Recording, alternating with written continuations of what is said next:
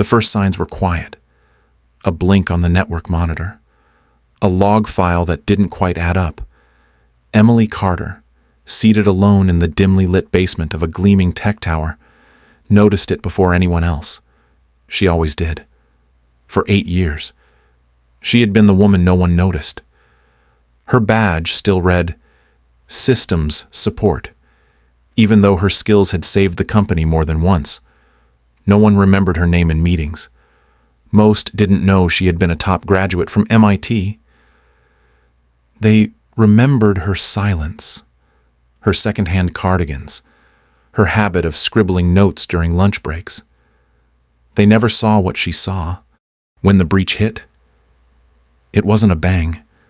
It was a shiver, a subtle breakdown that slid across the system like a shadow through blinds. Executives upstairs scrambled. Phones rang off the hook. The IT floor erupted in panic. But in the basement, Emily sat still. Her screen glowed in the dark, revealing a pattern no one else had caught. It wasn't random. It wasn't just another glitch. Something had been watching them for months, learning how they moved, how they reacted, how they defended. She took a deep breath, her fingers hovering above the keyboard. They would never believe her. Not after all the times they brushed off her suggestions, her flags, her quiet warnings. But this time was different. This time, the company's future was hanging by a thread, and she was the only one who saw where it was fraying. Emily Carter never stood out in a crowd, and that was exactly how she liked it. Her daily wardrobe consisted of well-worn jeans, muted sweaters, and the same faded olive jacket she'd patched up twice over the years. Her hair, always tied back in a loose bun, had a few streaks of gray that she didn't bother to hide. She took the bus to work every morning, sitting near the window, reading articles on cybersecurity trends while sipping coffee from a dented thermos. Her apartment was small and quiet, lined with bookshelves and soft light. She lived alone by choice. Noise drained her. People asked too many questions she didn't care to answer. Patterns made more sense than people. That's why she loved code. It was predictable, logical, honest. At MIT, she had graduated top of her class, solving problems professors hadn't figured out yet. But she turned down flashy job offers in research labs. She didn't want the spotlight. She just wanted to build things that worked and fix things before they broke. At work, Emily occupied a desk in the sub-level floor, technically still part of the IT department, but far removed from the sleek, glass-walled offices above. She kept a tiny plant on her desk, a stubborn little cactus that hadn't died in 4 years. Her desk was neat, organized with handwritten post-it notes and pens aligned with precision. She rarely spoke unless asked, and even then, her voice was soft and measured, like she was testing every word before releasing it into the world. Others often forgot she was in the room. During meetings, her ideas were overlooked until someone louder repeated them later. While others shared weekend plans, she quietly updated firewall protocols. She never interrupted. She never demanded credit. She was used to being background noise. When company parties came around, she helped set up the servers for the slideshow but never stayed for cake.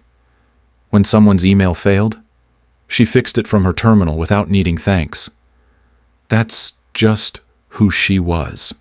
She kept a notebook in her drawer, filled with diagrams, flowcharts, and things that bothered her about the system no one else noticed. It wasn't a task list. It was a map of what didn't sit right. Emily trusted her gut more than any dashboard. Years of watching had trained her eyes to catch patterns that looked wrong long before the alarms went off. But when she mentioned these oddities, people nodded politely and moved on. Sometimes, they didn't nod at all. Despite that, she never grew bitter. Her work meant something to her, not because anyone celebrated it, but because it felt like protection, like building an invisible wall for people who didn't even know they needed it. She would go home, feed the stray cat that waited outside her building, and go to sleep with the calm of someone who had done enough for the day. Every line of code she wrote was a quiet act of care. In a world full of loud voices and shiny resumes, Emily remained still, not passive, still, intentional. There was something peaceful in that, something strong. She didn't need to be heard to know she was right. She just needed to see clearly, follow the patterns, and wait for the moment when being quiet was no longer mistaken for being small. The company was sleek, all glass and gloss and mission statements printed in silver lettering across every wall. Its headquarters sat in the heart of the city. 15 floors of polished ambition where elevator doors whispered shut like secrets. The upper floors buzzed with polished shoes, pressed suits, and conversations that sounded like TED Talks even in the break room. People spoke in metrics and momentum. Appearances weren't everything. They were the only thing. On those floors, coffee came from chrome machines with touchscreens. Nameplates were etched in brushed aluminum. Executives gave presentations with digital overlays and hand gestures practiced in front of mirrors. Style meant credibility. Charm meant competence. Everyone wore a uniform of curated cool, except Emily. She was 5 floors underground, where the coffee came from a drip pot older than the interns and the lights hummed like tired fluorescent ghosts. Her badge didn't swipe into the top floors. She didn't need access. They said she just needed to make sure the servers didn't crash. The IT basement didn't have windows, just cables, fan noise, and a distant sense that real decisions were happening elsewhere. Emily's cubicle was tucked behind a rack of equipment, half hidden like the woman herself. Her screen glowed with quiet warnings. Her hands moved fast and precise.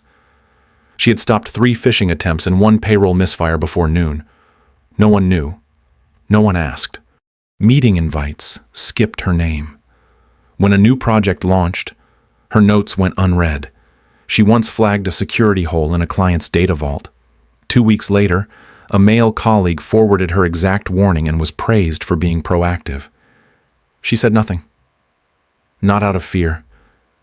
She just knew how things worked. The ones who looked the part got the credit. The ones who didn't stayed invisible. Upstairs, there were whiteboards filled with colorful markers and motivational quotes about disruption. Downstairs, Emily scribbled notes on scrap printer paper and fixed broken code that the fancy teams left behind. When the CIO visited the lower floors once a year, he shook hands with everyone but her, not out of malice, just habit. She was background, reliable, quiet, forgettable. At company events, she was asked if she worked in support. Once, someone mistook her for the cleaning crew and handed her an empty cup. She took it, smiled politely, and kept walking. It wasn't worth correcting. Some truths took longer to prove. The building ran smoothly because people like Emily kept it that way. But the system didn't reward quiet efficiency. It rewarded visibility. The louder you were, the more you mattered. The higher the heels or sharper the haircut, the more authority you seemed to hold. Emily had neither. Just a keen eye, a calm mind, and a growing sense that one day, all this flash would miss something big. And maybe then, someone would finally ask her what she saw. It started with a timestamp that didn't make sense. Emily was reviewing overnight logs when she saw the first one. A system ping at 2:14 a.m. from an IP that shouldn't have had access at that hour. At first, she thought it was a batch job misfire or an admin testing something after hours. But the signature felt off. She cross-referenced the origin, flagged it, and made a note in her personal notebook. The next day, another anomaly.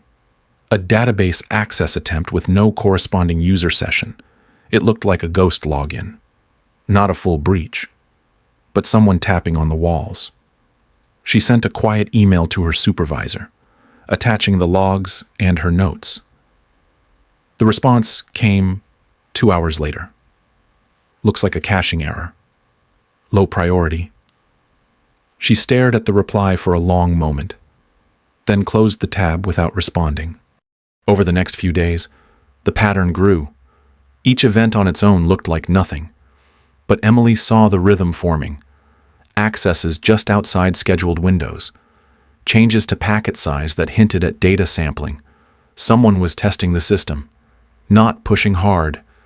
Just enough to stay quiet. Just enough to learn. It reminded her of how she used to solve puzzles as a kid. Tap the edges. Find the weak corner. Work her way in. She submitted another report. More detailed this time. She outlined potential vectors, attached sample logs, offered a short-term lockdown plan. The reply was slower this time. Her manager skimmed the email and said it was probably a routine crawl or some tool running in the background. Besides, we have protections in place. Don't overthink it. Emily nodded politely and walked back to her desk. She stayed late that evening, watching the live traffic feeds as the office lights above flickered off one by one. Something was shifting. She could feel it in the logs. The access attempts were becoming more refined. The actor, whoever they were, had learned what not to trigger. Emily could see the trace evolve. This wasn't noise. It was intent. But no one asked for updates. No one followed up. She began to keep the reports to herself, not out of spite, just survival. The more she pressed, the more they dismissed her. They called it being cautious. She called it being unheard. Still, she watched. She mapped the pattern like she always did, waiting for the moment it would break wide open and deep down. She already knew it would. It started just after 9. The finance servers stopped responding. Then the customer data portal froze mid-session. By the time someone noticed, it was already too late. Email alerts stacked like a flood warning. Internal apps went dark one by one. Screens flickered. Password resets failed. The entire network was falling apart in real time. Emily sat at her desk, still in the basement, her fingers poised over the keyboard. She watched it unfold on her dashboards, each red spike confirming what she had seen coming for weeks. This wasn't a glitch. It was a coordinated hit, a precision strike designed to bypass every safeguard they had failed to update. She had warned them. She had shown them. Upstairs, the panic hit fast. Phones rang with overlapping voices. Executives demanded answers. Tech leads whispered about server rollbacks. But no one knew where to start. The CIO called an emergency meeting, yelling down the hallways for someone to take control. Nobody mentioned Emily's name. They didn't even know where she was. She opened a terminal and checked the trace again. The breach was deep now. It had latched onto multiple systems, pulling data, shutting down firewalls, overriding internal checks. The attackers had mapped the company's every move. They had studied response times, fallback protocols, escalation chains. This wasn't just about stealing data. It was about watching how they failed. One floor up, someone tried unplugging a router. Another team rebooted the mainframe out of desperation. The boardroom filled with noise and half-formed plans. Emily stayed silent. She had nothing left to say. She had already said it. Weeks ago. Twice. Her reports were in the archive folder labeled non-critical. She leaned back slightly, the weight of it all sitting heavy in her chest. This could have been stopped. Maybe not completely, but it didn't have to get this bad. She thought about the line of code she had written last night, a diagnostic script with no approval, no audience. She hadn't even submitted it. She just wanted to be ready. Now, as the company scrambled and the breach kept spreading, she realized it might be the only thing left that worked. They still didn't see her, but she saw everything. And if she didn't act soon, there wouldn't be anything left to save. Emily didn't wait for instructions. She knew they weren't coming. While the rest of the company chased theories and sent frantic emails, she slipped back into her seat, pulled her hoodie up, and began to work. Her desk light buzzed faintly. The air was stale. Her coffee had gone cold hours ago, but she drank it anyway. The caffeine wasn't the point. Habit was. Focus was. Her screen glowed with live traffic logs. Thousands of entries scrolled by every second, but her eyes followed them like a thread. She filtered manually, narrowed the timestamp windows, looked for behaviors that shouldn't repeat but did. She had spent years memorizing this system's heartbeat. Now, she was listening for the skipped beats, the quiet stutters that meant something had slipped in unnoticed. She typed fast, but not frantic. Her fingers moved with purpose, rewriting parts of the diagnostic tool she'd built in secret. It was crude but exact. It didn't need approval. It needed to work. She didn't stop to tell anyone. They were too busy anyway, shouting over each other in crowded meeting rooms while the network bled out beneath their feet. The deeper she went, the stranger it got.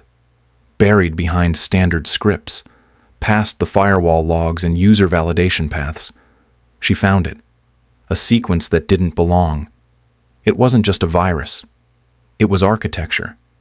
Someone had embedded a command structure designed to evolve inside their systems, hiding in plain sight, mutating to match their updates. Emily leaned in closer. It was elegant, terrifying. Every few hours, the malware shifted its file names and signatures. Every time someone tried to isolate it, it moved. That's why the security software missed it. It hadn't been built to think like this. But she had. She traced the worm's movement across server clusters, mapping the infection trail like a forensic puzzle. Her eyes burned from the screen. Her back ached, but she didn't stop. With every line she traced, the picture became clearer. The breach wasn't just ongoing. It had been alive for months, watching, learning, adjusting. They had been compromised long before today, and now it was too late for patches, too late for meetings. Emily launched a counterscript she'd been building quietly for weeks. It wasn't designed to fix everything. It was designed to flush shadows into the light. The screen lit up with new paths, new connections. She watched the malware respond, shifting again, trying to hide. She adjusted the script, closed the gap, trapped it. For the first time all day, she allowed herself a breath. The code was pinned. It wouldn't hold forever, but it would hold long enough for her to pull the company back from the edge. All around her, the noise continued. But down in the basement, one woman with a stubborn cactus and a borrowed laptop had just done what no one else could. She found the breach. She isolated it. And in doing so, she became the last firewall the company had left. Not by rank, not by title, just by being the only one who had never stopped paying attention. The boardroom was packed. Screens blinked with half-frozen dashboards, and the air buzzed with nervous tension. Executives stood clustered near the windows, talking in low voices, pointing at charts they didn't fully understand. The CIO sat at the head of the table, jaw clenched, eyes darting between status updates. When Emily walked in, no one looked up at first. She didn't belong in that room. Not by title, not by their rules. She carried her laptop under one arm and a printed diagram in the other. She had been up for 23 hours. Her voice was clear when she spoke, steady from years of being ignored.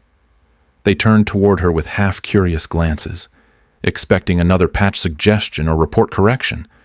She walked to the center of the room, opened her laptop, and plugged into the main screen. It took less than 10 seconds to bring up the map. This is the infection path. Her words were quiet but firm.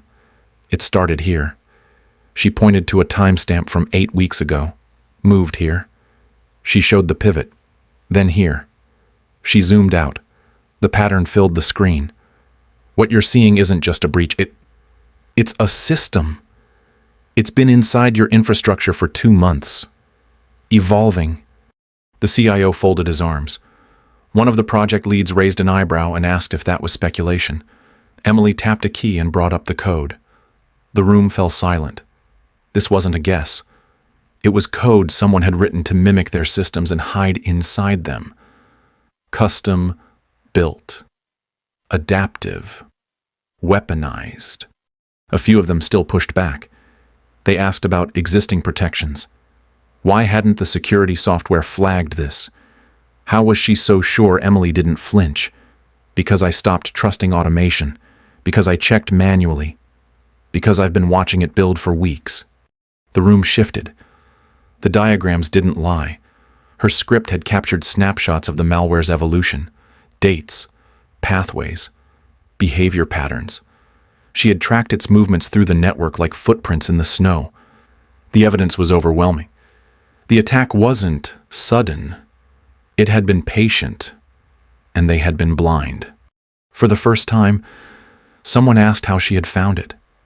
Emily answered simply, "I noticed what didn't fit." She didn't say "I told you so." She didn't need to. The proof sat glowing on the screen. Her words had always been there. They had just chosen not to listen. Until now, Emily didn't wait for permission. She entered the final command, her fingers steady even though her heart pounded hard against her ribs. The room had gone quiet.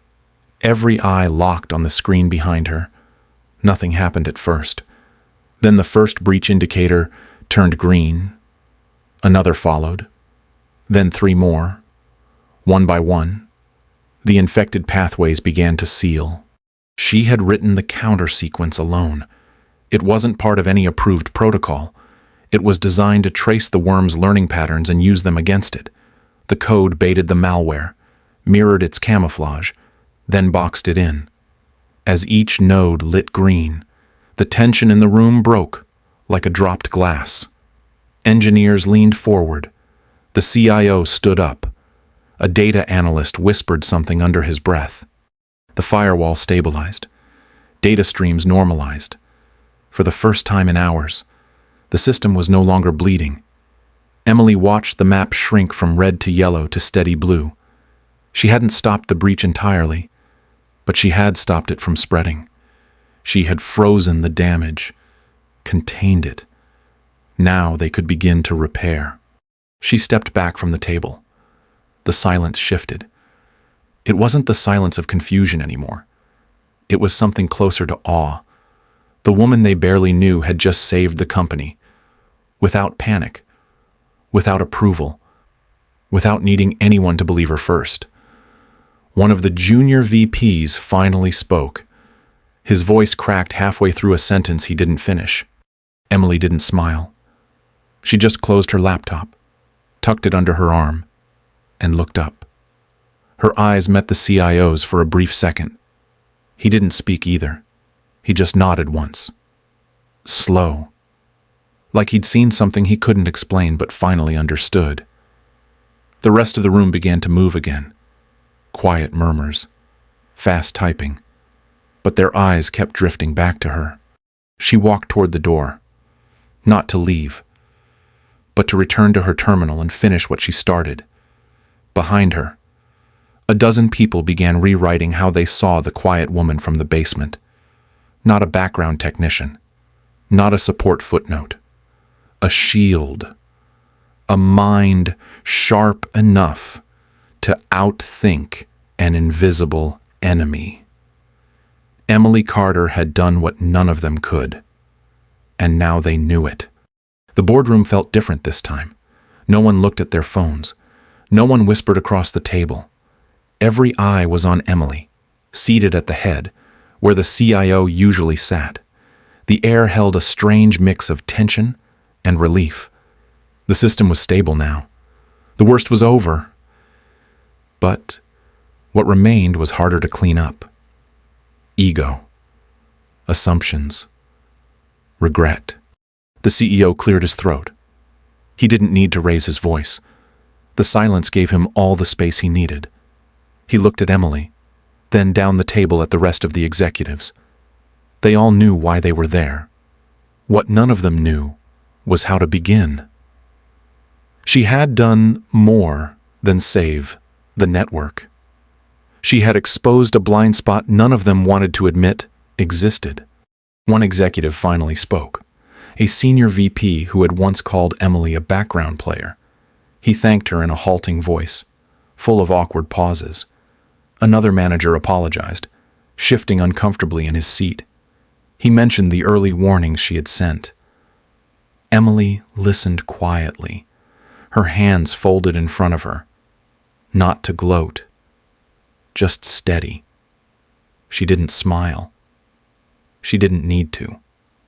This wasn't about proving them wrong.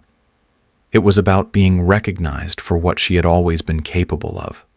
The CIO looked like he had aged a decade overnight. He didn't try to explain anything. He just said her name once, followed by a simple thank you. It was enough. The CEO took a deep breath and turned to the room. He announced a new role, one that hadn't existed before. Chief Security Strategist, reporting directly to him.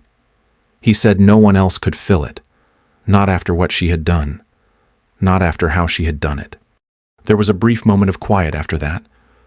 Not uncomfortable, just respectful. Everyone in that room had spent years looking past her. Now they couldn't look away. Emily nodded once and accepted.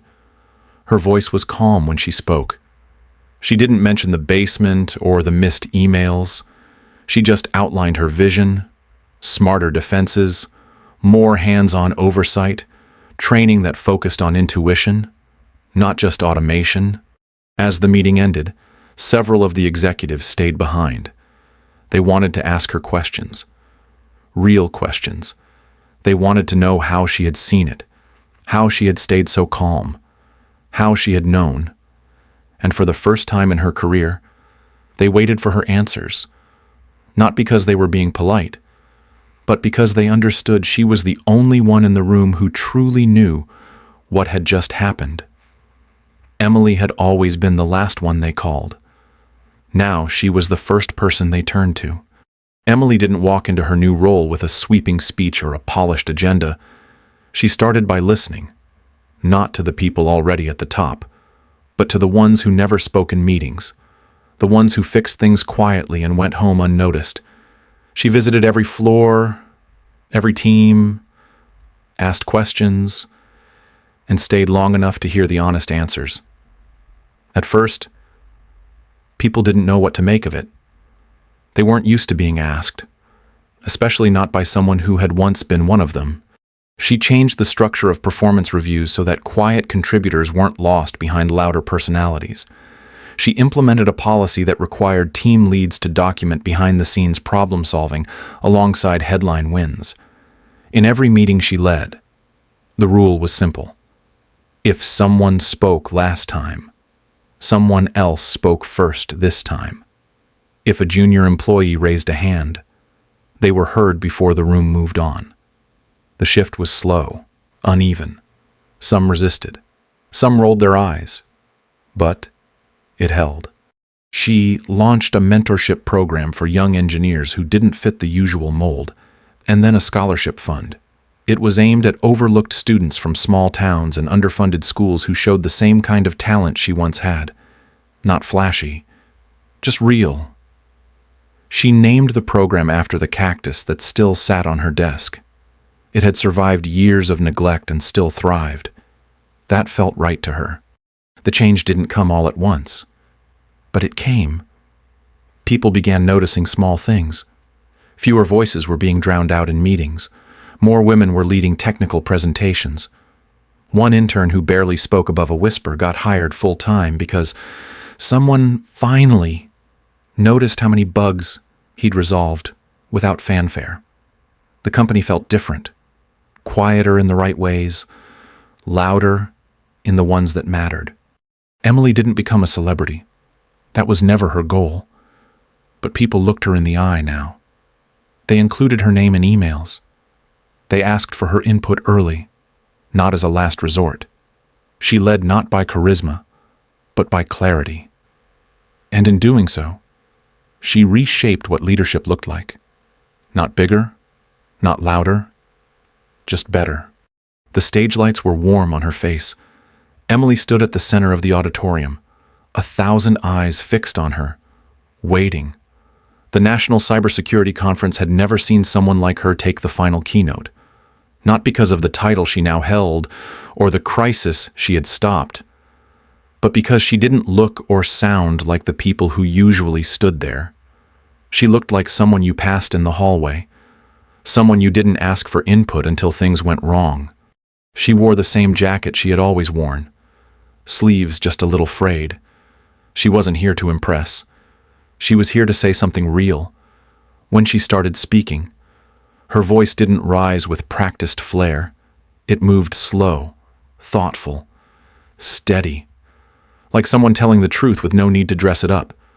She talked about what it meant to go unnoticed, about years of watching decisions unfold from a distance, about being right and ignored, about staying calm when no one listened. The audience didn't fidget. They leaned in, not because her story was loud, but because it echoed. In every row, someone had felt what she described, being underestimated, being too quiet, too cautious, too different. She spoke about her love for patterns, how trust in systems had to be earned, and how sometimes the deepest insights come from people no one thinks to ask. She spoke about that night, the breach, the decision to act, the risk of doing something without permission, simply because it was right. Then she paused, looked out at the sea of faces. She said the hardest part wasn't solving the breach. It was believing in herself when everything around her suggested she shouldn't. It wasn't a single moment. It was a slow, stubborn practice, a refusal to give up, a quiet belief that truth, when it's real, doesn't need a spotlight. It just needs a way in. She turned to the group of young engineers in the front row. She told them their voices mattered, even if they shook, even if no one remembered their name, even if they had to build their own seat at the table, because insight wasn't about volume. It was about vision. And strength didn't always shout. Sometimes it watched, waited, then moved. She ended with the words that would stay with the audience long after the lights dimmed. Not all threats come with alarms. Some hide inside the patterns we overlook, and not all heroes wear titles. Some work in basements, alone, in silence, until the moment no one else sees coming. She smiled, not wide, but with quiet conviction, then said what would later be etched into the hallway of her company and shared across the industry. Trust the ones who see the cracks before they widen, because sometimes the outsider is the only one standing in the right place to hold everything together. The crowd rose to their feet, not because they were told to, but because they had seen what leadership looked like when it came without armor, when it chose to protect before it demanded to be seen. Emily Carter walked off the stage the way she had walked through her entire career, steady, unshaken, and finally heard.